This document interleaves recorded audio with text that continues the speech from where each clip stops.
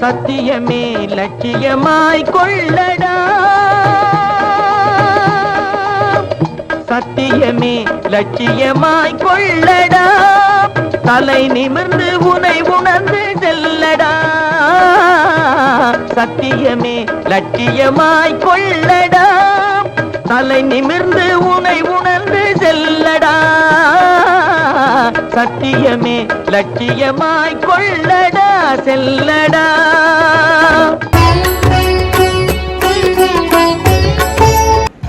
நீங்கள் பார்த்துக் கொண்டிருப்பது மாசிமகன் யூடியூப் சேனல். தொகுத்து வழங்குபவர் சேவை செல்வம் டாக்டர் சுபசிவ பெருமாள் யாதவ். இந்த சேனலை சப்ஸ்கிரைப் செய்து கொண்டு தொடர்ந்து பாருங்கள். தினமும் ஒரு தகவலுடன் உங்களை சந்திக்க இருக்கிறோம். நன்றி, வணக்கம். தொடர்ந்து ஆதரவு தாருங்கள்.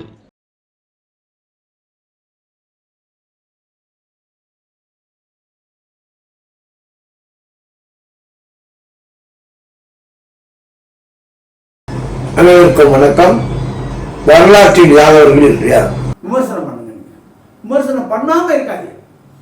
விமர்சனம் பண்ணேன்னு தான் உங்களுக்கு நான் எந்த கணக்கில் சேர்க்கிறேன்னே எனக்கு தெரியாது.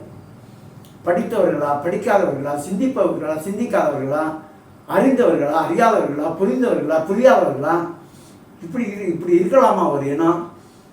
இத்தனை நாளில் 14 பேர் தான் விமர்சனம் பண்ணியிருக்காங்கன்னு சொன்னால், அப்போ நம்ம ஆளுக்கு எந்த அளவுக்கு அதை பற்றி சிந்தனையே கிடையாது. அது பார்க்கும்போது ரொம்ப வேதனையாக இருக்குது. என்னை திட்டுங்க, நீங்கள் திட்டு கூட போடுங்க. ஐயா, அவரை திட்டலாமா? திட்ட முடியாது. ஏன்னா நான் எடுத்துருக்கிற சப்ஜெக்ட் அப்படி. என்ன அதனால் நீங்கள் திட்டி போட்டாலும் சரி, பாராட்டி போட்டாலும் சரி, கருத்து சொல்லணும். இப்போ ஒருத்தர் சொல்கிறாரு, உங்கள் குரல் இப்படி இல்லை, நீங்கள் நல்லா பேசணும் அப்படிங்கிறது. ஒருத்தர் ஃபோனில் ஃபோன் பண்ணி, ஐயா நல்ல சப்ஜெக்ட் எடுத்துருக்கியா, எங்களுக்கு சரியாக புரிய மாட்டேங்குதுயா அப்படிங்கிறாங்க. இது எனக்கு ரொம்ப மனசு கஷ்டமாச்சு. இன்றைக்கி வேறு மாதிரி முடிவெடுத்து நம்ம டைரக்டர்கிட்ட சொன்னேன், ஐயா சொல்கிறாங்க, அதை கொஞ்சம் நீங்கள் இது பண்ணி கொடுங்க, நீங்கள் வாங்க நாளை காலையில்.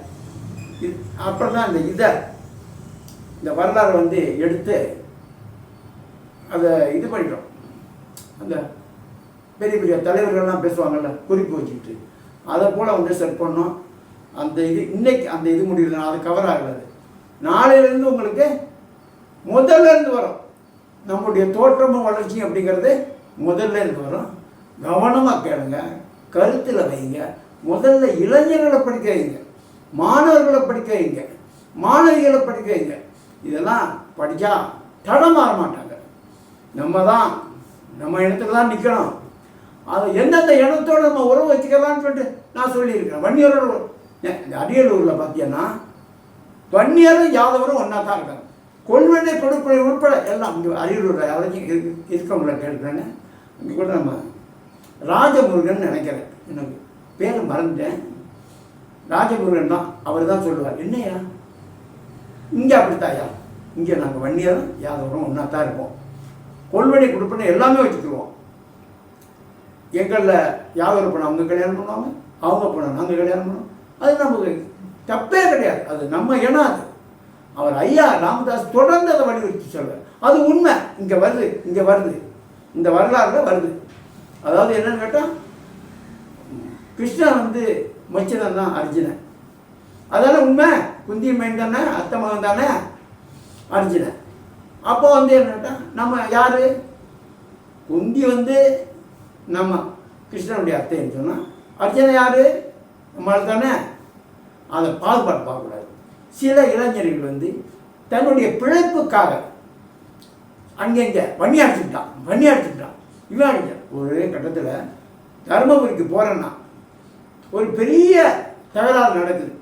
நம்ம இவங்க ஒரு ஜாதிக்காரங்க ஏதோ ஒரு நாடகத்தில் தகராறு. அங்கே போனால் நம்ம ஆளுகளே எனக்கு எதிர்ப்பாக நிற்கிறாங்க. அப்போ எனக்கு யார் பாதுகாப்பு தெரியுமா? உடனே ஜிகே மணி எனக்கு ஃபோன் பண்ணேன், அண்ணா இப்படி இருக்கிற பிரச்சனை, நான் இங்கே போகிறேன். உடனே அவர் என்ன செஞ்சாரு, அந்த பாமகக்காரங்களுக்கு சொல்லி ஒரு 50 பேர் என் பெட்ரோல், நான் இறங்குற போய் நிற்கிற பெட்ரோல் பங்கிட்டே நின்ட்டாங்க. அப்படி நம்ம ஆளுகளை புரியாதவன், புரியறதே கிடையாது. அவன் என்ன நினைக்கிறானோ அதுதான் வரலாறு, அவன் என்ன பேசுறானோ அதான் பேச்சல்ல. அப்படி அல்ல. அது சொல்லு உயர் சொல். ஒரு சொல்லு சொல்லணும்னா அடுத்த சொல்லு வந்து அதை விட உயர்வாக இருக்கணும். நம்முடைய சிந்தனை அப்படி இருக்கணும் என்பதை தெரிவித்து உங்களெல்லாம் நான் தயவு செய்து எங்கெங்கே கொண்டு போகணுமோ கொண்டு போய் நிறைய ஆதரவாளர்களை திரட்டுங்க.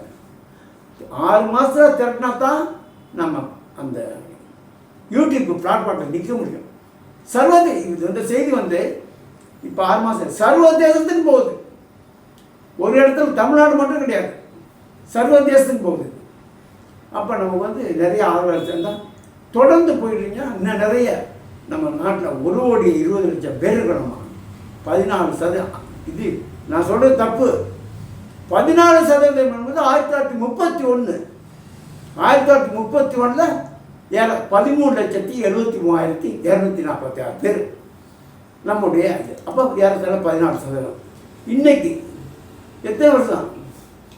31, 69, 26 எவ்வளோ ஆச்சு? 75, 85 வருஷமாச்சு.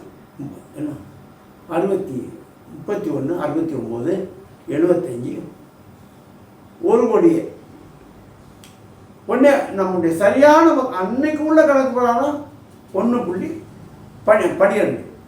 ஆனால் இன்னைக்கு அந்த வளர்ச்சி பாருங்கள். 31லேருந்து நம்ம கல்யாணம் பண்ணியிருக்கோம், குழந்தை பெற்றிருக்கோம், நம்ம ஜனம் பெரிய இருக்காதா.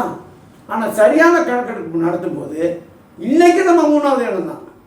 சரி சொல்லுவாங்க வேறு 3 பேர் கல்லர் மரவர் ஆக முடியாது சேர்ந்து அவங்க 3வது இடம். அது சரியாக அவன் அரசாங்கம் வந்து அதை ஏற்றுக்கல. இன்றைக்கும் 3வது இடத்துல தான் யாதவர் இடம் இருக்குது. என்ன அவன் இல்லை பெருமை மிக்கன்னா எல்லோரும் வந்து தயவு செய்து நீங்கள் வந்து ஒத்துழைப்பு கொடுக்கணும். வரலாறு இன்னும் கொஞ்சம் சுவாரஸ்யமாக கொண்டு போகிறதுக்காக அரசியல் விமர்சனம் கூட வைக்கிறதா. டைரக்டர் வந்து ஒத்துழைப்பு கொடுத்தாருன்னா அரசியல் விமர்சனம் வைக்கிறதா இருக்குது. பார்த்து நன்றி.